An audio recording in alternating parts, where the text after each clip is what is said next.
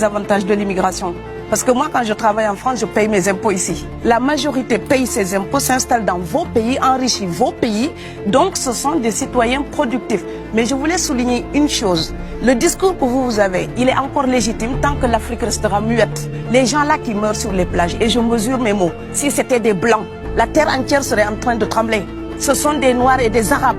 Alors eux, quand ils meurent, ça coûte moins cher. Exactement pourquoi il faut exactement fermer pourquoi des votre frontières discours, il faut sauver l'Afrique et sauver l'Europe. Vous ne pourrez pas rester comme des monsieur, vous ne resterez pas comme des poissons rouges dans la forteresse européenne.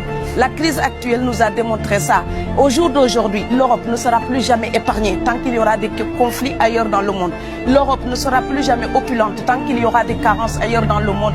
On est dans une société de la mondialisation où un Indien gagne sa vie à Dakar, un Dakarois gagne sa vie à New York, un Gabonais gagne sa vie à Paris. Que ça vous plaise ou non, c'est irréversible. Vous allez me laisser terminer. Et Schengen, partout où je vais, et je voyage tout le temps, je croise des Français, des Allemands, des Hollandais. Je les rencontre partout sur cette planète parce qu'ils ont le bon passeport. Alors que pour quelqu'un de mon village, il n'y a rien de plus exotique que quelqu'un d'Amsterdam. Avec la mondialisation, quand les pauvres viennent vers vous, il y a des mouvements de foule qu'il faut bloquer. Mais quand vous, avec votre passeport et avec toutes les prétentions que cela donne, vous débarquez dans les pays du tiers-monde, là, vous êtes en terrain conquis.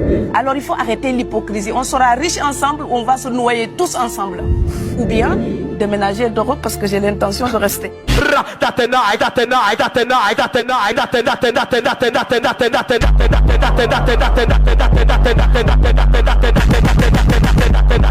De renvoyer les étrangers, faites-le et vous allez voir la catastrophe dans vos pays. Parce que dans les pays étrangers, il y a les vôtres.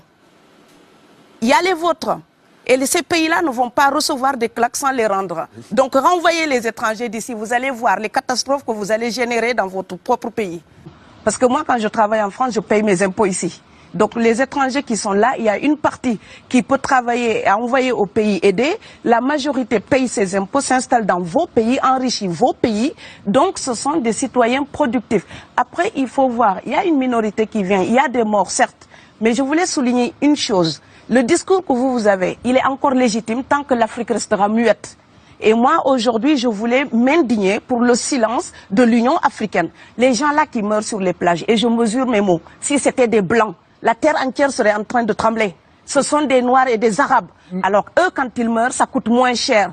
Ici, j'étais venu en 2008 et j'avais dit, l'Union européenne, avec ses flottes de guerre, avec son économie, je vous dis une chose, si on voulait attaquer nos pays ici en Occident, il y aurait des moyens de se défendre.